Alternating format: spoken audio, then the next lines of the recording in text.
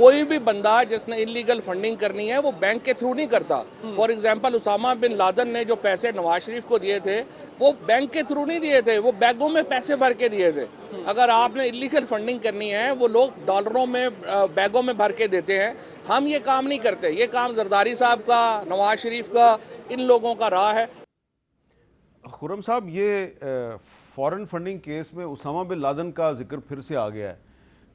یہ بار بار کافی دفعہ ذکر آ چکا ہے, تو یہ اس کو کوئی کلیئر کرے گا کہ نواز شریف صاحب نے اسامہ بن لادن سے پیسے لیے تھے یا نہیں لیے تھے؟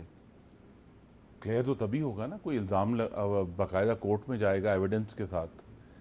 دیکھیں, یہ فاشسٹ جماعتوں کی ایک اسٹریٹجی ہے کہ جب بھی ان پر کوئی الزام آتا ہے وہ پانی کو گندا کرتے ہیں. وہ کہتے ہیں دیکھیں ہمارے اوپر تو داغ ہے ہی, پر اس کے اوپر بھی داغ ہے, اس پر بھی داغ ہے. دیکھیں یہ ایشو نہیں ہے. آج جو ثابت ہوا ہے کہ جس کو صادق کہتے تھے وہ میر صادق ہے اصل میں.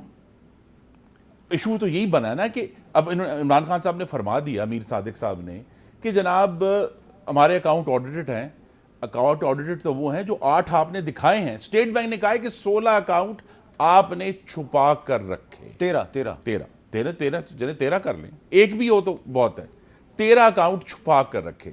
جب ایک پارٹی کا ہیڈ جو ہے وہ 13 اکاؤنٹ چھپا کر رکھتا ہے, اور یہ وہی شخص ہے جو دوسری پارٹیوں پر فالودے والے کا الزام لگاتا تھا, یہاں پتہ چلا کہ ادھر تو گند سے ڈوبا ہوا بدبودار گودا ہے اس پارٹی کے اندر, کہ بھئی جو اکاؤنٹ آڈٹ نہیں ہوئے 13, اس کا کیا جواب ہے؟ ظاہر ہے وہ نہیں آڈٹ ہوئے, وہ چھپائے گئے ہیں, اور وہ جو ہے تحریک انصاف کے ملازموں کے نام پر پیسے. اچھا احمد, ویسا کچھ کہنا چاہ رہے ہیں؟ میں دوبارہ کہتا ہوں, اس کے اوپر تمام آرگومنٹ کر لیں. آرگومنٹ یہ ہے, قانون یہ کہتا ہے کہ اگر بیرون ملک کمپنی سے پیسے لیے ہیں اور اگر بیرونی شہریوں سے لیے ہیں, اگر رومیٹا شیٹی سے $13,750 لیے ہیں, تو پھر آپ نے جرم کیا. جی احمد ویسا قانون توڑا ہے. احمد ویسا آپ کیا کہیں گے اس پہ؟ دیکھیے بات بڑی صاف ہے. اصل میں خرم صاحب جو ہے نا وہ ہر بات کو جو ہے نا وہ بدبودار کے لفظ سے ہی بار بار یہ بات کر رہے ہیں. داغدار بھی کہہ رہا ہوں میں, غصہ آج نکل رہا ہے نا, خیانتدار بھی کہہ رہا ہوں, اور کہہ رہے ہیں, اور وہ مطلب ہے کہ آپ کی اس گفتگو سے ہی بو آ رہی ہے. جس قسم کی آپ بات آج کر رہے ہیں, پتہ نہیں کیا ہو گیا آپ کو. بات یہ ہے کہ یہاں پہ دیکھیں, جب کوئی کرائم ہوتا ہے نا, دیکھیں اگر یہ کہا جائے کہ عمران خان نے یہ چیزیں چھپا لی, کرائم کیا, تو آپ اس لیے جب کوئی کرائم ہوتا ہے تو اس کے پیچھے مینزریا ہوتا ہے, انٹینشن ٹو کمٹ کرائم. وہ اتنی جگہ اتنے سالوں میں عمران خان کا یہ ایک دن کا تو ہے نہیں ہے, 26-28 سال سے اس نے پولیٹیکل سٹرگل کی ہے, اور کہیں پر بھی کسی ایمبیزلمنٹ کا نہیں. اس کے ہاسپٹل دیکھیں, اس کی گورنمنٹ کے اندر ایک دھیلے کا کہیں پہ اس کے اوپر کوئی الزام نہیں ہے. ہاں یہ تمام لوگ, میں الزام لگا دوں کے اوپر نیشنل کرائم ایجنسی سے جو 19 کروڑ پاؤنڈ پاکستان کے عوام کی ملکیت تھی وہ کدھر گئے؟ بتا دیں عمران خان صاحب, میں الزام لگا رہا ہوں.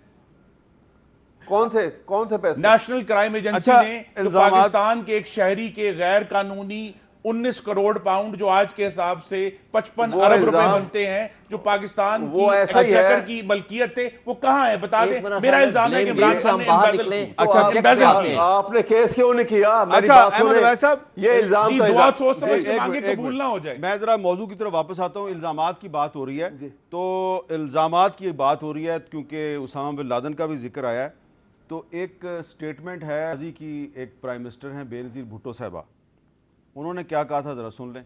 1989 کی بات ہے کہ اسامہ بن لادن نے $10 ملین بھیجا تھا ایک فوجی جنرل کو, اور اس فوجی جنرل نے اسامہ بن لادن کو نواز شریف سے ملایا اور کہا کہ یہ ہماری مدد کر رہا ہے کیونکہ پاکستان کے اندر ایک مسلمان عورت نے حکومت سنبھالی ہے, اور جب تک مسلمان عورت کی حکومت ہوگی تو پھر پاکستان کے اندر اسلام خطرے میں ہوگا, اور پھر اس خطرے سے بچانے کے لیے اور ان کی حکومت کو ختم کرنے کے لیے ہمیں پیسوں کی ضرورت ہے. اور وہ پیسے پھر دیے گئے ہیں.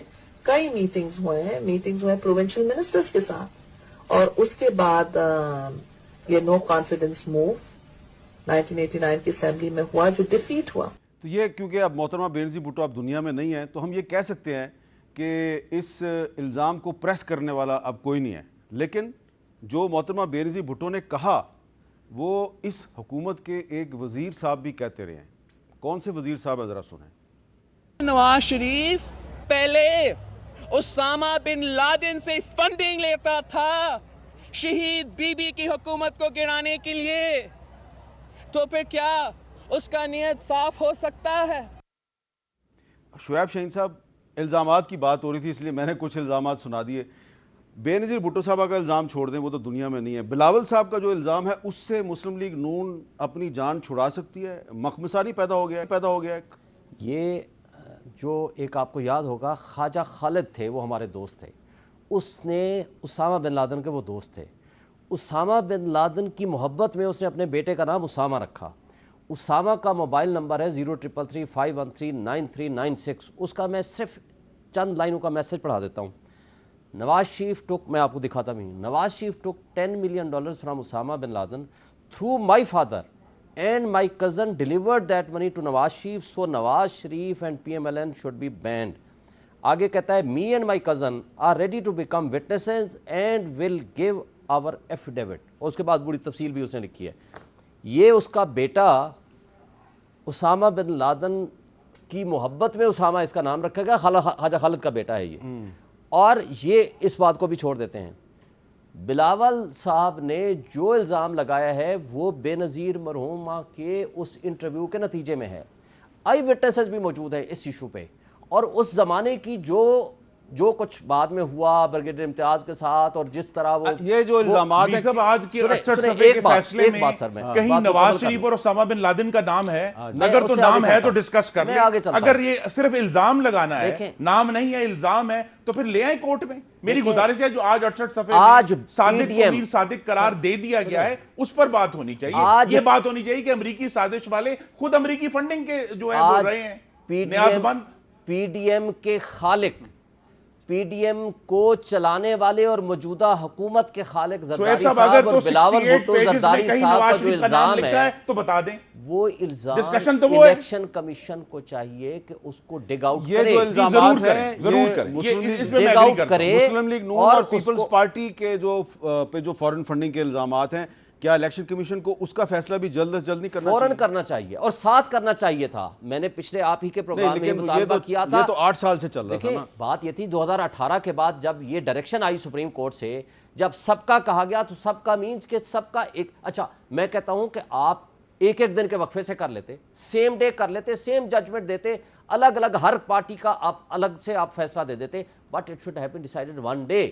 آپ جب ایک ڈسکریمنیٹ کریں گے تو اس کا مطلب ہے کہ وہ جو آپ کے اوپر جب آپ کے اوپر ایک الزام ہے کہ آپ ڈیکلیریشن جھوٹ پر مبنی ہے تو اس کی کوئی ایکوالٹی نہیں ہو سکتی. اگر الیکشن کمیشن کہے گا کہ رومیتا شیٹی نے $13,750 دیے ہیں تو اس کی کوئی ایکوالٹی نہیں ہو سکتی. لے آئے نا ثبوت، لے آئے سامنے. رومیتا شیٹی کا ایک آفس جو ہے وہ ممبئی میں کام کر رہا ہے وہ امریکن نیشنل لیکن ہے وہ انڈین اوریجن کی. نہیں تو اندرجیت دوسانت کو کہاں پھینکنا ہے آپ نے؟ دیکھیں بات لیکن وہ اسرائیل کی تو کوئی فنڈنگ نہیں نظر آئی اس میں. نہیں، بات یہ کسی بھی فورن فنڈنگ، میں دوبارہ آپ کے ناظرین کے لیے دہرا دوں اور بڑے ادب سے عرض کروں گا، کوئی بھی کمپنی جو پاکستان سے باہر رجسٹرڈ ہے اس سے اگر پیسے لیے جائیں گے وہ غیر قانونی ہے. کسی بھی دوسرے ملک کا شہری پاکستان کی کسی سیاسی پارٹی کو فنڈ کرے گا وہ غیر قانونی ہے. اور اگر اس غیر قانونی اکاؤنٹس کو پھر چھپایا جائے گا وہ مزید غیر قانونی ہے. اور اگر اس پر ایک پارٹی کا سربراہ آپ نے دستخط ثبت کر کے الیکشن کمیشن کو کہے گا کہ یہ آرٹیکل 17 جو یہ کہتا ہے کہ the source of funding shall be according to law، وہ بھی غیر قانونی ہے. اور یہ صادق اور صداقت اور امانت نہیں ہے. غیر قانونی صادق و امین میں کیسے آ جائے گا؟